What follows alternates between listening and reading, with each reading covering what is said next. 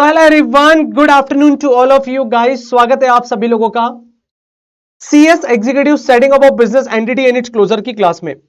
Chapter number 21, one of the most important chapter of setting up of business entity and its closure.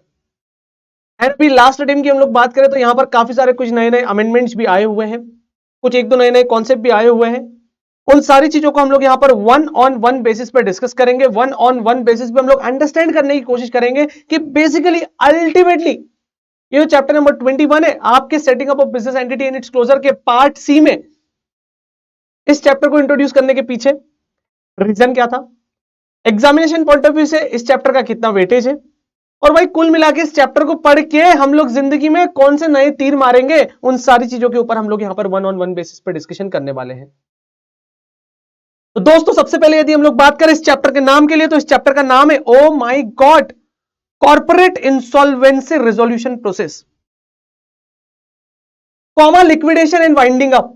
और केवल chapter के लिए क्या लिखा हुआ है, एन ओवरव्यू। ऐसा क्यों लिखा हुआ है पता है क्या? इसके पीछे का आपको रीजन पता होना चाहिए मालिक, क्योंकि अभी आप सीएस एग्जीक्यूटिव लेवल पे ना पूरा की पूरा आईबीसी नहीं पढ़ोगे, पूरे के पूरे इंसॉल्वेंसी एंड बैंक्रप्सी कोड के बारे में डिस्कशन नहीं करोगे, लेकिन जिस दिन आप सीएस प्रोफेशनल में पहुंच जाओगे ना मालिक, वहां पर आप लोगों को पूरे 100 मार्क्स का एक पेपर मिलेगा, जिस पेपर का नाम ही होगा आईबीसी, मतलब इंसॉल्वेंसी एंड बैंक्रप्सी कोड। अच्छा, एकदम से मैंने जैसे आपको बोला ना इंसॉल्वेंसी एंड बैंक्रप्सी कोड, मुझे ना एक बात ध्यान आ रही है कि यार चलो यार इस चैप्टर को स्टार्ट तो करेंगे अपन लोग, इस चैप्टर के बारे में तो और भी ढेर सारी बातें करेंगे। I just want to know कि what is the difference between code versus act. ये कोड वर्सेस एक्ट मतलब कोड और एक्ट में क्या डिफरेंस होता है? क्यों इस नई ट्रेंडिशन को, नए ट्रेंड को आईबीसी बोला गया, मतलब इंसॉल्वेंसी एंड बैंक्रप्सी कोड बोला गया, ना कि इसको इंसॉल्वेंसी एंड बैंक्रप्सी एक्ट बोला गया? यार मेरे हिसाब से यदि आप कोई चीज इशू करते हो ना तो वो एक्ट होनी चाहिए यार। ये कोड क्या होता है? कोड किस खेत की मूली है भाई, कि क्या भला है ये, क्यों इसको कोड बोला जा रहा है? क्या कोड और एक्ट में कोई डिफरेंस होता है क्या? मेरी क्लास से काफी सारे बच्चे सोच रहे हैं कि हाँ सर कुछ ना कुछ तो डिफरेंस होता होगा तभी इसका नाम कोड दिया, या फिर कुछ बच्चे तो ऐसे भी सोच रहे होंगे sir act is old trend, code is new trend, sir नए समय की नई बात इसीलिए कोड वर्ड यूज किया है। अरे ऐसा नहीं है भाई, ऐसा नहीं है। देखो एक बिल्कुल माइनर और बिल्कुल बेसिक सा डिफरेंस है मेरे देश के नौजवानों, जो डिफरेंस आप लोगों को पता होना चाहिए। और डिफरेंस क्या है आपको पता है क्या? कोड में ध्यान समझने की कोशिश कीजिएगा, ये जो कोड होता है ना कोड, ये कोड ना ऐसे लिख लेते हैं अपन, code was in existence, was in existence मतलब पहले ही एग्जिस्टेंस में था, बट जस्ट अभी क्या हुआ है, इसको अमेंड किया है, कंसोलिडेट एंड अमेंड किया है।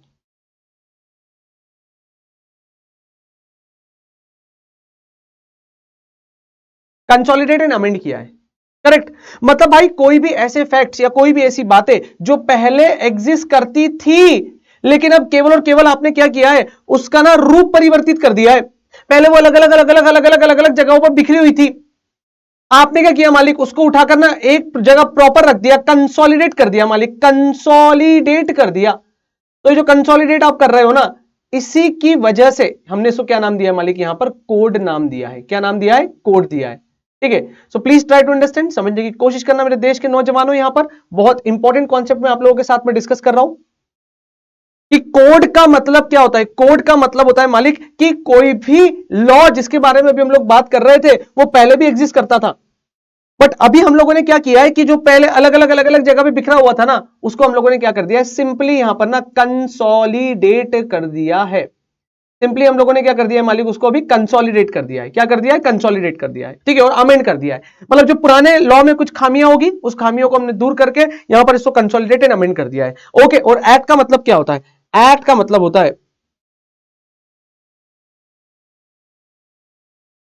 फर्स्ट टाइम कोई यदि नई चीज आती है, एकदम फ्रेश फैक्ट्स होते हैं, ठीक है, उसको हम लोग क्या बोलते हैं? एक्ट बोलते हैं।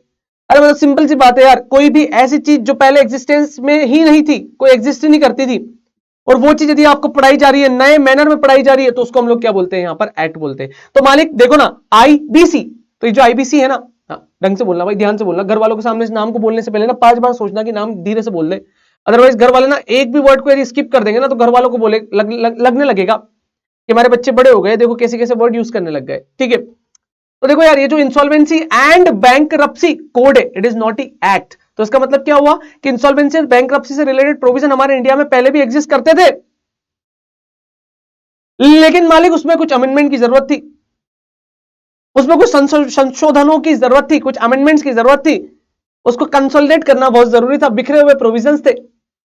तो इसलिए यहां पर इनको क्या लाना पड़ा, 2016 में आईबीसी लाना पड़ा, और आईबीसी लॉन्च हुआ था 2016 में। और आज हमारे देश में इंसॉल्वेंसी और बैंकरप्सी से रिलेटेड जो भी मैटर आते हैं, मेजॉरिटी ऑफ द मैटर्स जो है ना, मेजॉरिटी ऑफ द मैटर्स जो है ना मालिक, वो आज कहां पे जाते हैं, आईबीसी के पास जाते हैं।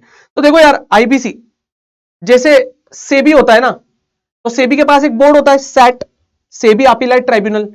वैसे ना आईबीसी का भी अपना एक बोर्ड है, जैसे competition commission of India CCI हमारे देश में कंपटीशन एक्ट से रिलेटेड मैटर के ऊपर ध्यान देती है, कंपटीशन एक्ट से रिलेटेड मैटर के ऊपर अपने कंट्रोलिंग पावर रखती है। ठीक उसी तरीके से यू नो व्हाट, क्या यहां पर भी आईबीसी के ऊपर कंट्रोल रखने के लिए एक बोर्ड बनाया गया है, जिस बोर्ड को हम लोग बोलते हैं आईबीबीआई। क्या बोलते हैं इस बोर्ड को हम लोग, आईबीबीआई करके इस बोर्ड का नाम होता है, और इस बोर्ड को हम लोग बोलते हैं इंसॉल्वेंसी एंड बैंकरप्सी बोर्ड। क्या बोलते हैं मालिक हम लोग इस बोर्ड को, इंसॉल्वेंसी एंड बैंकरप्सी बोर्ड करके इसका नाम होता है, इंसॉल्वेंसी एंड बैंकरप्सी बोर्ड। ठीक है सर, डन है सर, इतनी बात भी हमको समझ में आती है। चलो सबसे पहले हम लोग, ओ माय गॉड, चलो यार, आईबीसी, आईबीसी का नाम ही क्या है, insolvency and bankruptcy, insolvency and bankruptcy. Sir what is the difference between insolvency and what is the difference between bankruptcy? ये इंसॉल्वेंसी और बैंकरप्सी के बीच में डिफरेंस क्या है, समझो रे समझो। कोई भी यदि मानुस, मानुस मतलब इंसान रहे, कोई भी यदि मानुस अपने आप को ऐसा बोलता है ना, ओ भाई पैसे नहीं है, कड़की चल रही है, जिंदगी में बड़ी परेशानियों के दौर से गुजर रहा हूं, वो अपने आप को गरीबों की तरह दिखाने लगता है। जब वो अपने आप को गरीब बताने लगता है, और जब वो ये बोलने लगता है कि मालिक मेरे पास पैसे नहीं है, पैसों की कमी चल रही है, भाई मैं किसके पैसे कैसे चुकाऊंगा, मतलब वो अपने आप से ये प्रदर्शित कर रहा है, ये शो ऑफ कर रहा है कि वो गरीब हो चुका है। अब उसके पास देने के लिए पैसे नहीं है, फूटी कौड़ी नहीं है। It is a state, state का मतलब क्या होता है आप समझो ना, वो अपनी ऐसी स्थिति दिखा रहा है, एक्चुअल में अभी तक डिक्लेयर नहीं हुआ है, किसी ने इसके ऊपर सील थप्पा नहीं लगाया है, केवल और केवल वो अपनी तरफ से ऐसा शो ऑफ कर रहा है मालिक कि उसके पास अब देने के लिए सिवाय जान के कुछ नहीं बचा है। और ऐसी बात मत करना यार, अदरवाइज कोई भी यदि आपका खास इंसान ये बात सुन लेगा ना, वो बोलेगा भाई एक ही तो जान है, वो भी तेरी जान मेरे पास है। ओ भाई नेक्स्ट लेवल, नेक्स्ट लेवल। नहीं नहीं, ऐसी बात नहीं है, करेक्ट है। So please try to understand, आपको समझने की कोशिश करनी पड़ेगी यहां पर कि ये जो भी डिस्कशन हो रहा है, ये डिस्कशन में इंसॉल्वेंसी का मतलब क्या होता है आपको पता है क्या? इंसॉल्वेंसी डिनोट द स्टेट, ये केवल और केवल ना एक व्यक्ति की स्थिति को दर्शाता है, ये केवल और केवल एक व्यक्ति की स्थिति को दर्शाता है, और ऐसी स्थिति को दर्शाता है कि जिससे वो लोगों को शो ऑफ करने लगता है कि यार अब मेरे पास चुकाने के लिए, देने के लिए किसी को कुछ नहीं है। While on other and bankruptcy का मतलब क्या होता है आपको पता है क्या? Bankruptcy is the status, oh my God, and it is a state. ये अभी आपके हालात है, ठीक है, ये आपके हालात है, और ये ना आपका स्टेटस है। स्टेटस को हिंदी में क्या बोलेंगे, मतलब ये आपकी अभी करंट सिचुएशन है। मतलब भाई एक तरीके से सर्टिफाइड हो गया है कि हाँ आप बैंकरप्ट हो गए हो, आपके पास एक्चुअल में चुकाने के लिए अब कुछ भी नहीं है। तो देखो मालिक, क्लियर यदि वर्ड बोलूं ना, तो insolvency is the state but bankruptcy is the status. आपको स्टेटस मिल चुका है कि आप क्या हो चुके हो, यहां पर बैंकरप्ट हो चुके हो, correct. So this two word is very very important. Insolvency में क्या होता है कि सामने वाली पार्टी जो होती है ना, जिससे पैसे रिकवर करना है, वो ये बोलता है कि मालिक I am not able to pay any some of money, मैं किसी भी सम ऑफ मनी को पे करने के लिए एबल नहीं हूं, ठीक है। लेकिन जो बैंकरप्सी होती है ना, वो बैंकरप्सी में कोई भी लीगल अथॉरिटी लाइक कोर्ट ने बोल दिया कि इस इंसान के साथ में किसी भी टाइप से कोई भी लीगल टेंडर मत करना मालिक, इस इंसान के पास में अब देने के लिए सिवाय जान के अब कुछ नहीं बचा है, तो उसको हम लोग बोल देते हैं बैंकरप्सी। ओके, तो ये दोनों का जो मीनिंग है, दोनों का मीनिंग मैं आप लोगों को यहां पर क्लियर कर चुका हूं। ये यहाँ पर इन्होंने जितनी भी ये भसड़ मचा के रखी हुई है ना मेरे देश के नौजवानों, ये इसके लिए हमने हमारे नोट्स में बहुत प्रॉपर तरीके से आपको मेंशन करके रखा हुआ है। तो अभी हम लोग चलेंगे हमारे नोट्स पे और हमारे नोट्स पे चल के हम लोग कुछ और डिस्कशन करेंगे। लेकिन आपको ना ये केस लॉ पढ़ना है, यहाँ पर ये जो केस लॉ, ये केस लॉ आपको पढ़ना है, ठीक है। Messrs innovative industry limited versus ICICI bank का एक केस था, ठीक है, ये केस भी आपको पढ़ना है। इसके बाद में एक और केस था मालिक, ठीक है, commissioner of income tax versus Monnet Ispat and energy limited का एक केस लॉ है, ये केस लॉ भी आपको पढ़ना पड़ेगा, ठीक है। फिर यहां पर सेक्शन नंबर 2 देके रखा हुआ है, और सेक्शन नंबर 2 में ये क्या बोलता है आपको पता है क्या, कि इस एक्ट के प्रोविजन जो है वो किसके ऊपर एप्लीकेबल होंगे, तो ये किसके ऊपर एप्लीकेबल होंगे ये भी हम लोग कहां से देखेंगे, हमारे नोट्स से देखेंगे, ठीक है। एकदम नोट्स में बहुत बढ़िया तरीके से देके रखा हुआ है, हम लोग हमारे नोट से देखेंगे, ठीक है। उसके बाद में क्या बोलता है, ध्यान से देखना, स्ट्रक्चर ऑफ द एक्ट, अरे एक्ट थोड़ी है मालिक, ये तो कोड है। इस कोड का क्या स्ट्रक्चर है, इस कोड को ना अलग अलग पार्ट में बांटा गया है। सबसे पहले आता है प्रिलिमिनरी और डेफिनेशन पार्ट, ये कहां से कहां तक का डिस्कशन करता है, सेक्शन नंबर 1 से लेकर सेक्शन नंबर 3 तक का डिस्कशन करेगा ये, जिसको हम लोग बोलते हैं प्रिलिमिनरी डेफिनेशन। फिर इसके बाद में पार्ट 2 आता है, और ये पार्ट 2 किससे रिलेटेड बातें करता है, insolvency resolution and liquidation for corporate person, और यहां पर हम लोग इंसॉल्वेंसी प्रोफेशनल्स की बात करेंगे, आईपी की, इंसॉल्वेंसी प्रोफेशनल्स की बात करेंगे मालिक, हम लोग यहां पर आईपी की बात करेंगे। फिर उसके बाद में यहां पर एक बहुत बेहतरीन डिस्कशन होता है, that is regulation of insolvency professional agencies. Oh my God, यहां पर हम लोग आईपीएस की बात करेंगे, आईपीएस नहीं आईपीए की बात करेंगे, insolvency professional agencies. And you know what, ये इंसॉल्वेंसी प्रोफेशनल एजेंसीज कौन कौन होती है, ये होती है आईसीएआई, ये होती है आईसीएसआई, ये होती है आईसीडब्ल्यूएआई, और ये होती है एनी अदर अथॉरिटी। मतलब ये जो है ना, ये क्या होते हैं मालिक, ये होती है इंसॉल्वेंसी एजेंसीज। ये कौन होती है, इंसॉल्वेंसी एजेंसीज। ओके मालिक, ओके ओके, ठीक है। चल आगे बढ़ेंगे हम लोग, और आगे बढ़ के हम लोग कुछ डिस्कशन करते हैं, ठीक है, कुछ डिस्कशन करते हैं। Okay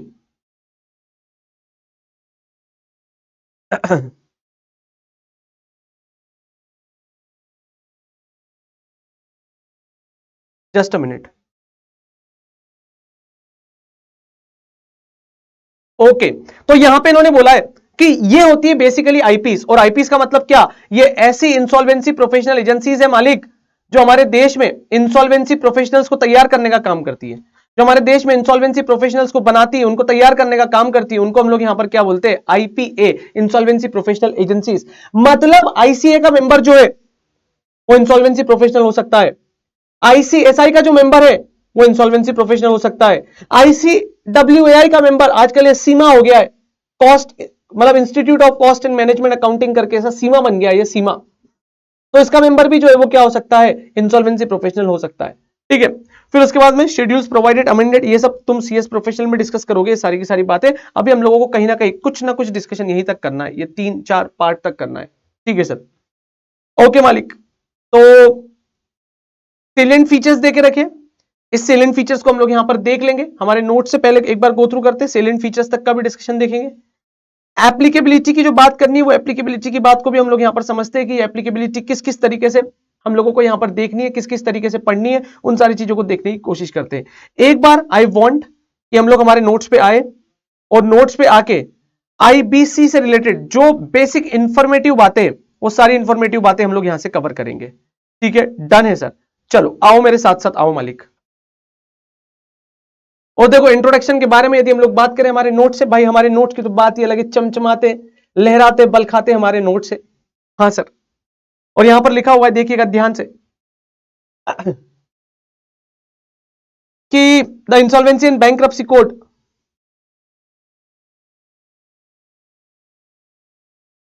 was passed by the parliament on 11th May 2016। 11th of May 2016 को ये पास किया गया था पार्लियामेंट में, और जब पार्लियामेंट में पास हुआ उसके बाद गए हमारे देश के प्रेसिडेंट साहब के पास, और प्रेसिडेंट साहब ने अपनी एसेंट कब दी इस पे, 28th of May 2016 को अपनी एसेंट दी। और 28th of May 2016 को अपनी एसेंट देने का मतलब क्या हुआ, कि 11 तारीख से लेके 28 तारीख तक प्रेसिडेंट साहब ने इसको दिन दोगुनी रात चौगुनी गति से हाईलाइटर लेके 3-4 कलर के हाईलाइटर लेके पढ़ा होगा, पढ़ा, समझा, इंटरप्रेट किया, और जब इनको समझ में आया तब तक 28 तारीख हो चुकी थी, और इन्होंने बोला हाँ मालिक, हाँ मुझे समझ में आ गया, और ये हमारे आईबीसी हमारे देश के लिए अच्छा हो सकता है। और उन्होंने 28 मई को फाइनली क्या कर दिया, यहां पर आईबीसी को अपनी कंसेंट दे दी और notification in official gadget same day में क्या हो गया, पब्लिश हो गया। तो इसकी डेट ऑफ एप्लीकेबिलिटी क्या आएगी, 28 मई 2016। आगे देखो इन्होंने क्या बोला है, ध्यान से देखिएगा। The insolvency and bankruptcy code 2016 was introduced in India was recently to bring all the matters relating to insolvency, liquidation, voluntary liquidation or bankruptcy of companies, LLP, partnership firm, individuals are under a single legislation। अब आपको इतने अलग अलग multiple law follow करने की जरूरत नहीं रहे लाला, आपको इधर उधर घूम के परेशान होने की जरूरत नहीं है, आपको अलग अलग लॉ को रेफर करने की जरूरत नहीं है। यहां पर there is a single window clearance system. आओ आईबीसी के दरबार में आओ, मेला लगता है यहां पर और एक एक की कह के ली जाती है, अरे मतलब उनको इंसॉल्वेंट किया जाता है मालिक। ठीक है, आगे देखो इन्होंने क्या बोला है, सेम बात बोली थी 28 मई को ही क्या हो गया था, ऑफिशियल गैजेट में पब्लिश भी हो गया था। ठीक है, और कुछ प्रोविजन जो है ना वो इसके 5 अगस्त को आए थे और कुछ प्रोविजन जो है ना वो 19 अगस्त को आए थे। मतलब देखो ना यार, सिंपल सी बात है, 19 अगस्त कैसे हो गई थी आपको पता है, 5 अगस्त के बाद ना झंडा ऊंचा रहे हमारा, विजय विश्व तिरंगा प्यारा, अरे 15 अगस्त की तैयारी में लग गए थे भाई। तो 5 अगस्त को कुछ प्रोविजन आए, उसके बाद 15 अगस्त की तैयारी में लग गए, 16 अगस्त तक थकान मिटी, 17 अगस्त तक नींद से जागे, 18 अगस्त को लगा कि अरे कुछ रह गया है, और 19 अगस्त को बाकी के जो प्रोविजन आईबीसी के रह गए थे उन रिमेनिंग प्रोविजंस को यहां पर क्या किया, उन्होंने इशू किया। तो मालिक प्लीज ट्राई टू अंडरस्टैंड, समझने की कोशिश करना कि आईबीसी जो है वो ऑफिशियली कब आ गया था, 28 मई 2016 को ही आ गया था, लेकिन कुछ प्रोविजन जो है वो 5 अगस्त को आए और कुछ प्रोविजन जो है वो झंडा ऊंचा करने के बाद, झंडा ऊंचा करने के बाद कब आए मालिक, वो आए आपके 19 मई को, 9 अगस्त को, 19 अगस्त को आ गए थे। ठीक है, डन है सर। आगे इन्होंने क्या बोला, देखो the act consolidate and amend the law relating to, इसके आने के बाद कौन कौन से एक्ट में अमेंडमेंट आया और कंसोलिडेशन हुआ। सबसे पहला तो company form under companies act 2013 and the previous law. सबसे पहला मेजर चेंजेस जो आया ना मालिक, वो मेजर चेंजेस आया आपका कंपनीज एक्ट 2013 में। सेकेंड जो चेंजेस हुआ ना, companies govern by special act, जिस भी स्पेशल एक्ट से कंपनी गवर्न होती थी ना वहां पर भी अमेंडमेंट आया, और अमेंडमेंट आने के बाद उन्होंने बोला कि अब तक आपके पास जो भी इंसॉल्वेंसी से रिलेटेड प्रोविजन थे उन सारे प्रोविजंस को अब आपको होल्ड करना पड़ेगा, अमेंड करना पड़ेगा, बिकॉज वी वांट यूनिफॉर्मिटी यार।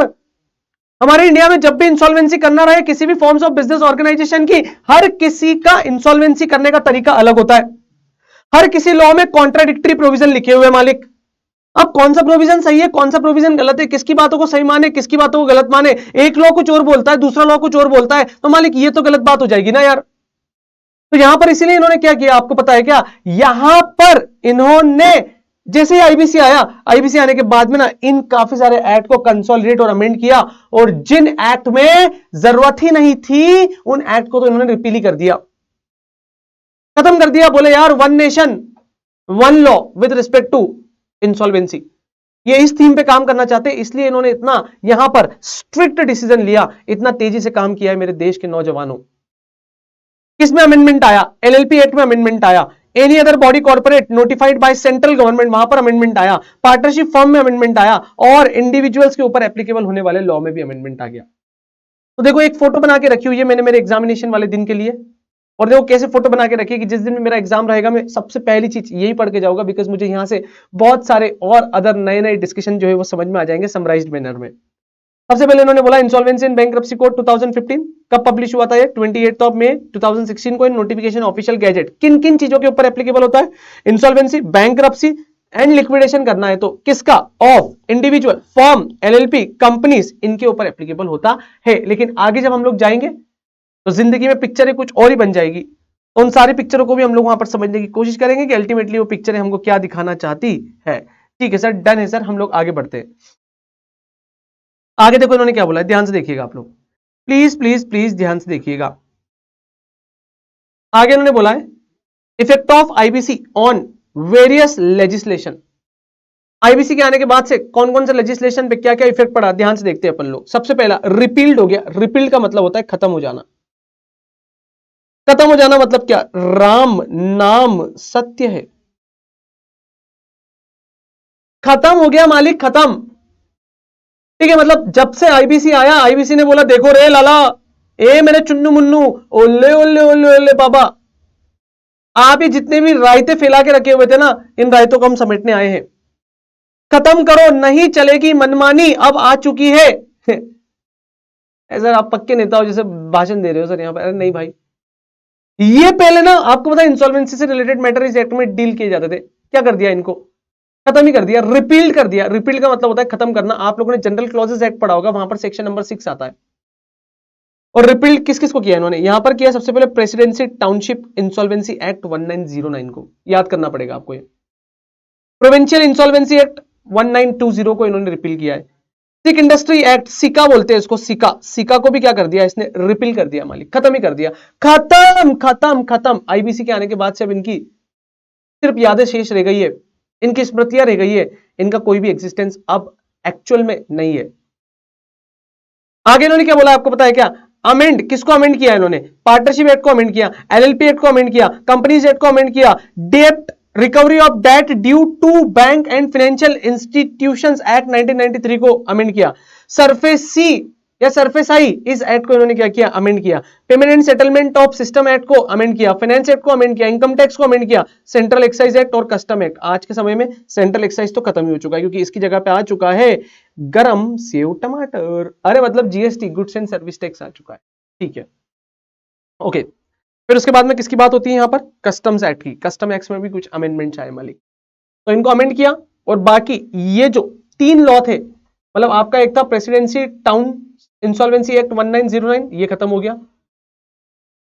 प्रोविंशियल इंसॉल्वेंसी एक्ट 1920, ये भी खत्म हो गया।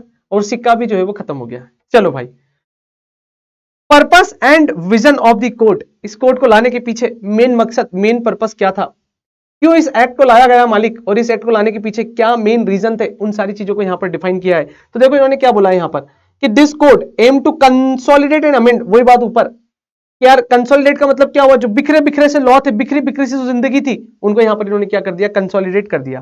ठीक है, एंड अमेंड का मतलब क्या होता है कि जो पुराने लॉ में खामियां थी, पुराने लॉ में खामियां थी, ठीक है, हाँ, जो पुराने लॉ में खामियां थी, उन पुराने लॉ की खामियों को इन्होंने यहां पर क्या कर दिया मालिक, दूर कर दिया, अमेंड कर दिया। और अमेंड करके उस पुराने लॉ की खामियों को क्या कर दिया मालिक, इन्होंने कर दिया है दूर।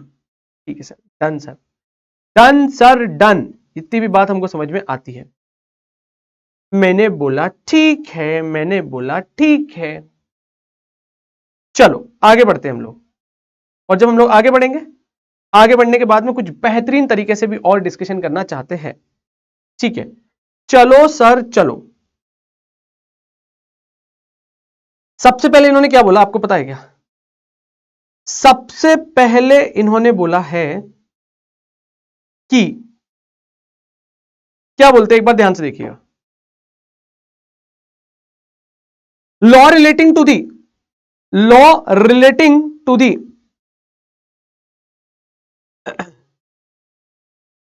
जस्ट अ मिनट है मालिक।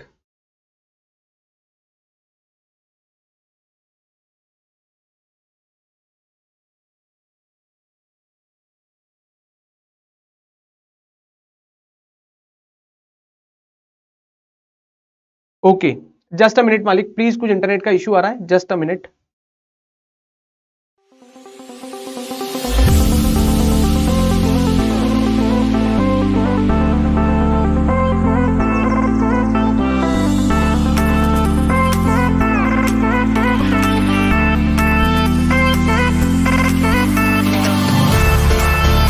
आई think so everything is fine. और देखो यहां पे इन्होंने क्या बोला है, ये लोग बोलते हैं मालिक कि the law relating to the reorganization and insolvency resolution of this entities in India with time being of essence and to promote entrepreneurship, availability of credit and balance of interest of all the stakeholders. Oh my god, इन्होंने ये बहुत fancy fancy सी बहुत बड़ी बड़ी बात बोल दी, जिसको digest करने में ना वी नीड टाइम, हमको टाइम लगेगा। बहुत फैंसी फैंसी सी बातें बोल दी है, जिसको डाइजेस्ट करने में एक्चुअल में हमको टाइम लगेगा। अरे यार एक बात बताओ कि आईबीसी के आने से कहां से हमारे देश में एंटरप्रेन्योरशिप बढ़ जाएगी यार, कहां से हमारे देश में अवेलेबिलिटी ऑफ क्रेडिट हो जाएगी, कहां से हमारे देश में जो स्टेक होल्डर है उनके इंटरेस्ट प्रोटेक्ट होंगे। यार ये तो कुछ भी बात कर रहा है यार, जो मन में पट रही है वो लिख रहे हैं। ये तो ऐसा नहीं है बाबू, सोच के देखो, सोच के देखो यार। आपको पता है क्या, पुराने समय में जब आईबीसी नहीं था और हमारे देश में किसी भी कंपनी की कह के लेनी पड़ती थी ना, अरे भाई मतलब यदि उसका डिसोल्यूशन करना है, उसको बैंकरप्ट डिक्लेयर करना है, तो बैंकरप्ट डिक्लेयर करने के लिए, डिसोल्यूशन करवाने के लिए कोर्ट में 5 से 10 साल का समय लग जाता था।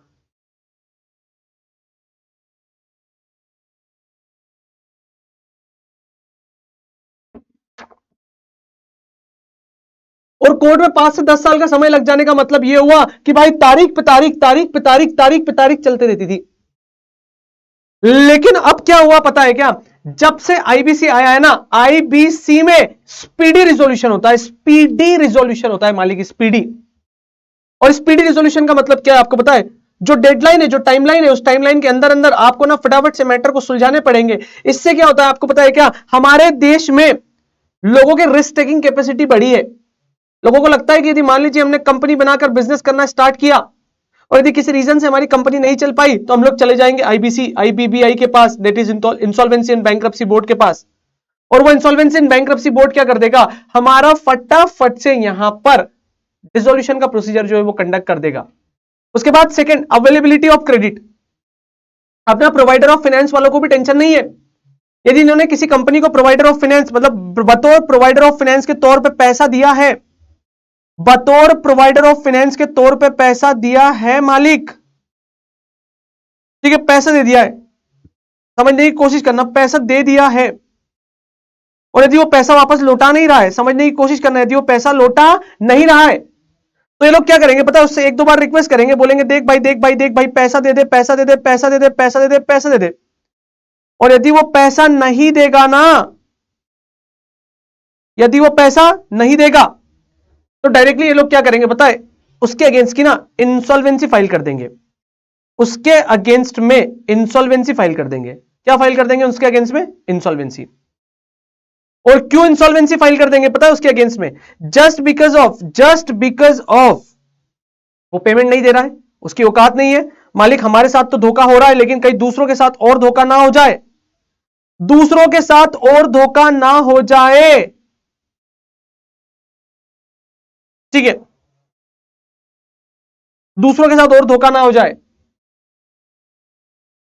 इसलिए यहां पर इन्होंने क्या बोला है पता है, इन्होंने बोला है कि हम लोग डायरेक्टली आईबीसी के पास जाएंगे और उसके अगेंस्ट में इंसॉल्वेंसी फाइल कर देंगे, बोल देंगे साहब ये हमारे पैसे नहीं दे पा रहा है, तो प्लीज कृपया करके इस पर्सन के आप बैंकरप्सी फाइल कर लो, इसको बैंकरप्ट डिक्लेयर कर दो, ताकि हमारे साथ जो धोखा हुआ है वो किसी और के साथ ना हो। मालिक पूरी की पूरी उसकी पिक्चर, पूरी की पूरी उसकी इज्जत आप खाक कर दोगे। तो यहां पर जो प्रोवाइडर ऑफ फाइनेंस है, वो प्रोवाइडर ऑफ फाइनेंस को भी टेंशन नहीं है, क्रेडिट भी इजीली अवेलेबल हो जाता है, एक एंटरप्रेन्योर को भी टेंशन नहीं है, और जो स्टेक होल्डर है, चाहे वो गवर्नमेंट हो, चाहे वो प्रोवाइडर ऑफ फाइनेंस हो, चाहे वो बैंक से लोन लेके रखा हुआ है भाई, उन सभी लोगों को टेंशन नहीं है, बिकॉज उनके पास एक सिक्योरिटी है। और सिक्योरिटी क्या है कि जब भी ये पैसा नहीं देगा, हम लोग कहां जा सकते हैं, आईबीसी में जा सकते हैं। आगे इन्होंने बोला है मालिक, the vision of this code is to encourage entrepreneurship and innovation. वही वाली बात है भाई, स्टार्टअप्स को एनकरेज करना, रिस्क लो। यदि मान लीजिए एक बड़ी लेवल से ज्यादा की रिस्क हो गई और उस समय आपको लगता है कि आप इसको पे ऑफ नहीं कर पा रहे हो, सेटल नहीं कर पाओगे, तो फिर उस केस में हम आपकी इंसॉल्वेंसी फाइल कर देंगे, बैंकरप्सी फाइल कर देंगे, ठीक है। और आगे इन्होंने क्या बोला है, some business venture will always fail but they will be handle rapidly and swiftly. भाई भले वो बिजनेस फेल हो जाएगा ना, तो ऐसा नहीं होगा कि अब वो बिजनेस फेल होने के बाद वो उसके मत्थे ही बन जाएगा, यहां से फटाफट से क्या कर सकता है, वो इजी एग्जिट ले सकता है। आगे इन्होंने क्या बोला है, आगे इन्होंने बोला है मालिक, प्लीज ध्यान से समझने की कोशिश करना ये आगे क्या बोलते हैं।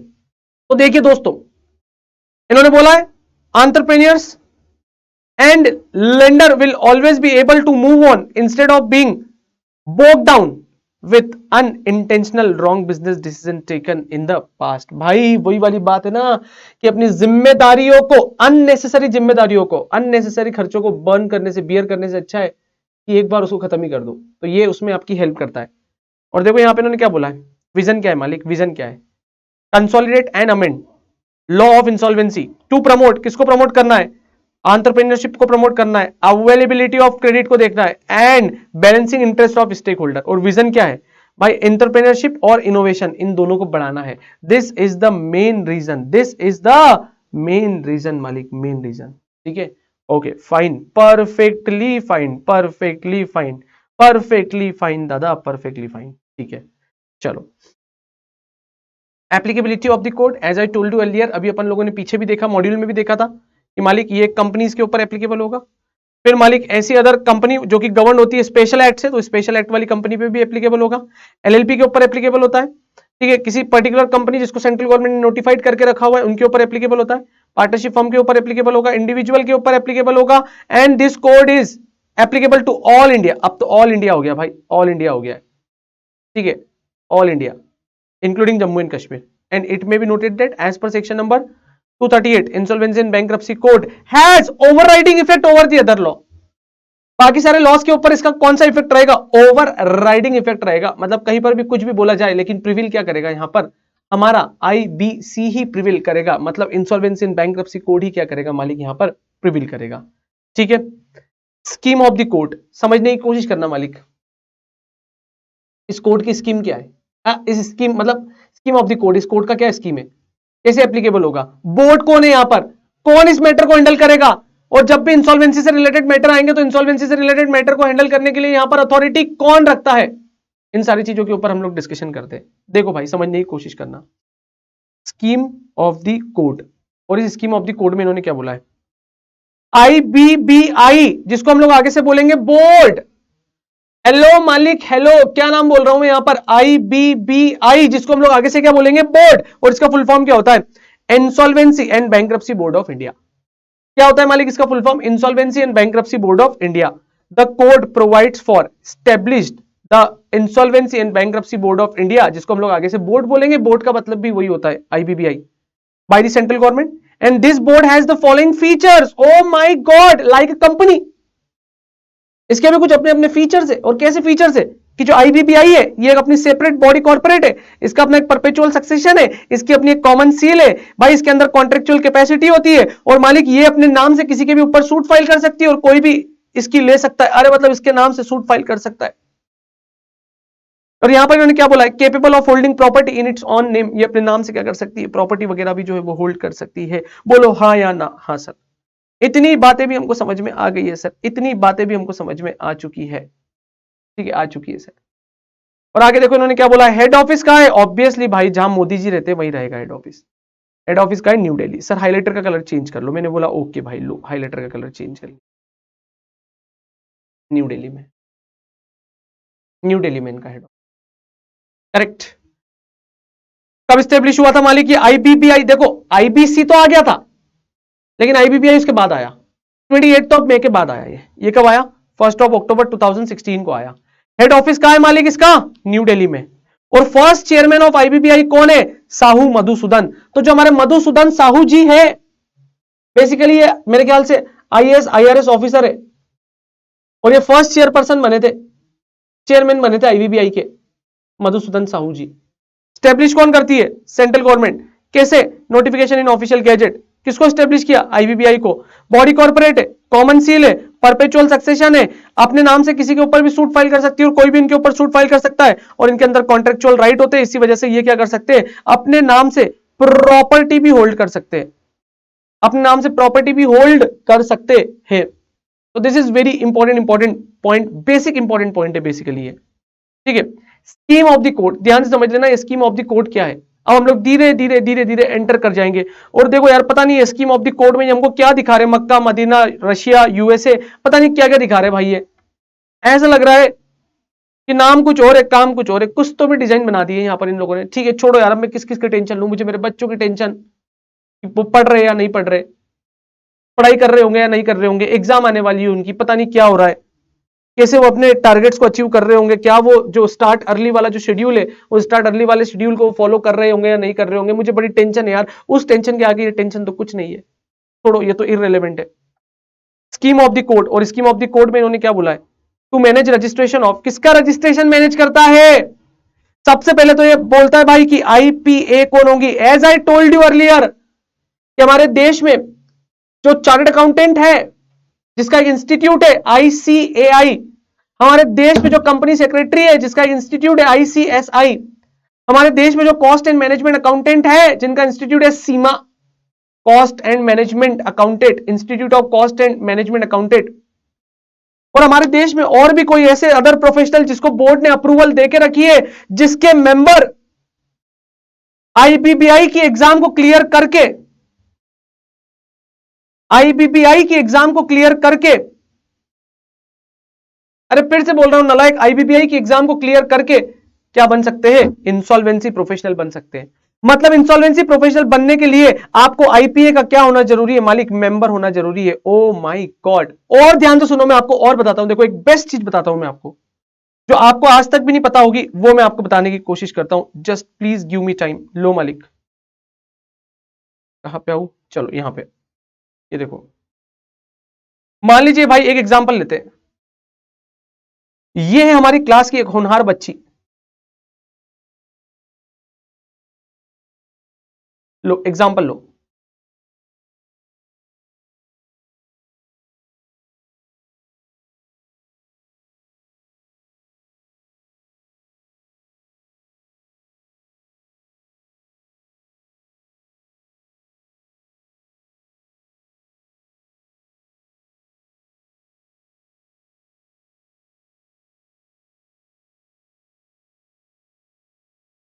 ये हमारी क्लास की एक होनहार बच्ची, पता नहीं हाथ की जगह कुल्फी बन गई भाई।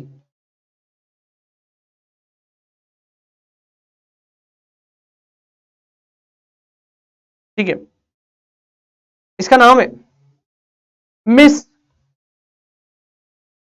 खुशी शाह।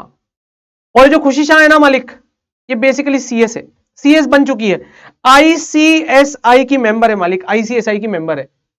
ठीक है सर, बोले खुशी कम सूरज ज्यादा दिख रहा। अरे भाई, अरे ठीक है यार, इट्स ओके। ठीक है, खुशी शाह ICSI की मेंबर बन चुकी है हमारी खुशी शाह। CS करने के बाद इसने बोला कि मालिक मुझे भी ना IP बनना है, इंसॉल्वेंसी प्रोफेशनल बनना है मुझे भी ना IBBI के केसेस हैंडल करना है। यू नो व्हाट, केवल और केवल यदि खुशी CS है तो CS होने का मतलब ये नहीं है कि खुशी IBBI के मैटर हैंडल कर लेगी, ऐसा नहीं है। IBBI का मैटर हैंडल करने के लिए आपको IP बनना ही पड़ेगा, इंसॉल्वेंसी प्रोफेशनल बनना ही पड़ेगा। जब तक आप इंसॉल्वेंसी प्रोफेशनल नहीं बनोगे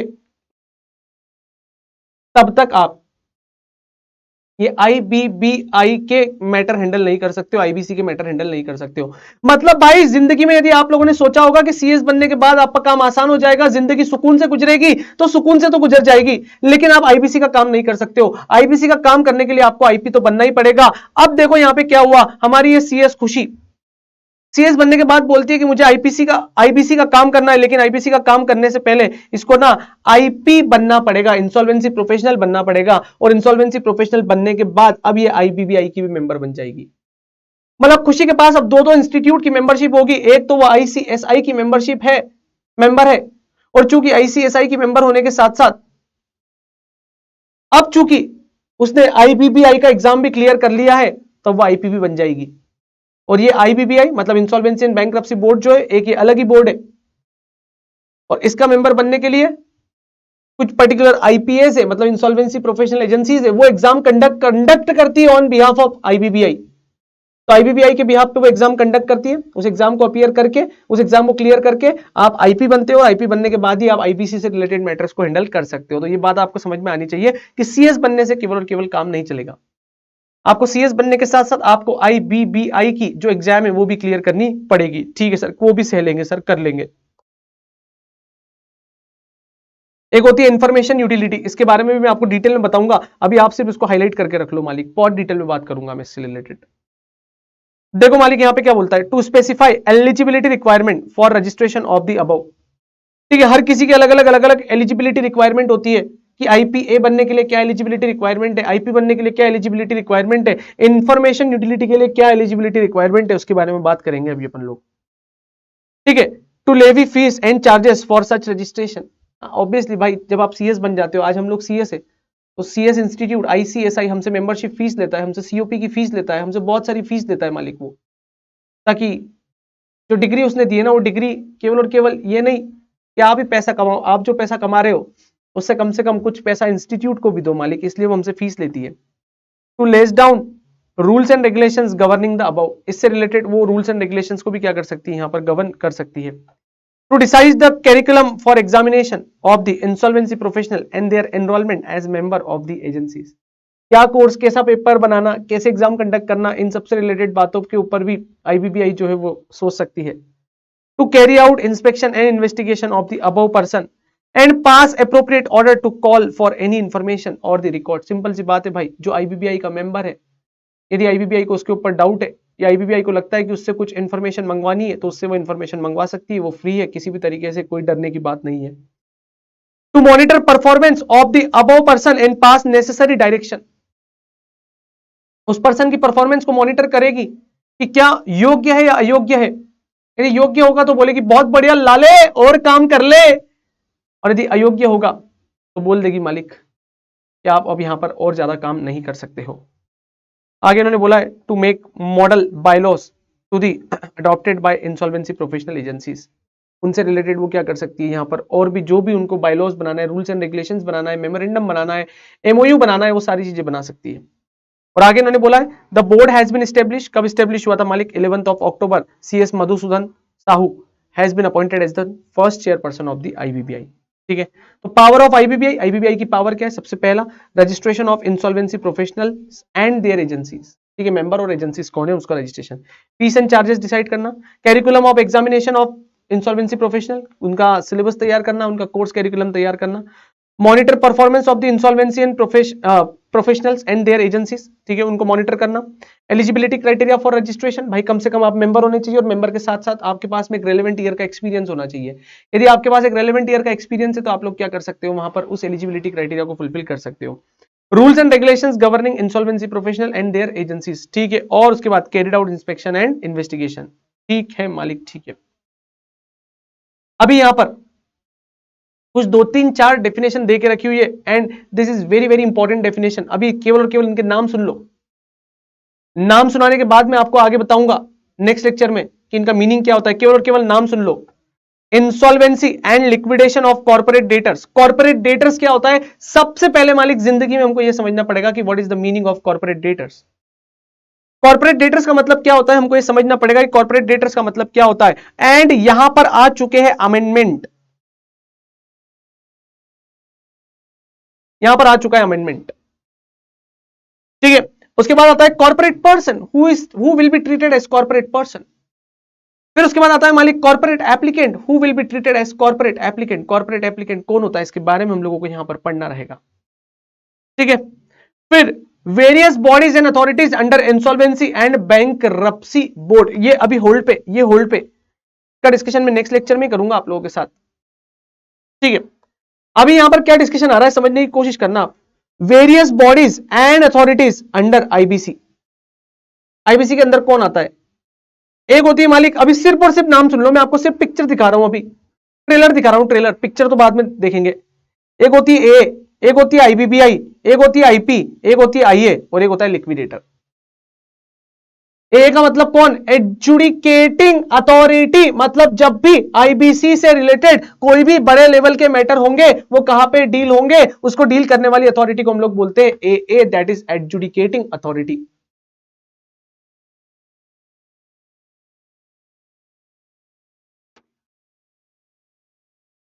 सेकंड नंबर पे यदि मैं बात करूं कि आईबीबी, अरे मतलब इंसॉल्वेंसी एंड बैंक्रप्सी बोर्ड रे मालिक,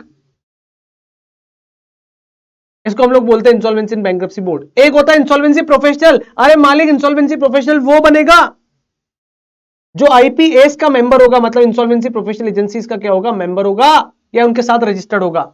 फिर आती है इंसॉल्वेंसी प्रोफेशनल एजेंसीज, बता चुका हूं, आईसीएआई, आईसीएसआई, और एक होता है लिक्विडेटर जिसको डिफाइन किया गया है इस एक्ट में, मतलब इस कोड में कि लिक्विडेटर का मतलब क्या होगा, ठीक है। तो हम लोग अभी नेक्स्ट लेक्चर में पढ़ेंगे इसके बारे में बहुत डिटेल में कि इंसॉल्वेंसी प्रोफेशनल एजेंसीज क्या होती है, functions of insolvency professional agencies क्या होता है, इंसॉल्वेंसी प्रोफेशनल्स कौन होते हैं, ठीक है। उसके बाद में इंफॉर्मेशन यूटिलिटी क्या होती है, फिर उसके बाद में एडजुडिकेटिंग अथॉरिटी के काम क्या क्या होते हैं, corporate insolvency and resolution processes क्या होती है, इसके बारे में हम लोग ना बहुत डिटेल में पढ़ने वाले मालिक, बेहद डिटेल में पढ़ने वाले, ठीक है। फिर कुछ इंपॉर्टेंट टर्मिनोलॉजीज आएगी, उसको भी देखते हैं। मालिक अभी के लिए आप लोग सबसे पहले इतना कंप्लीट कर लो, देन आई विल कम, और हम लोग नेक्स्ट लेक्चर में और भी ढेर सारी बातें करेंगे।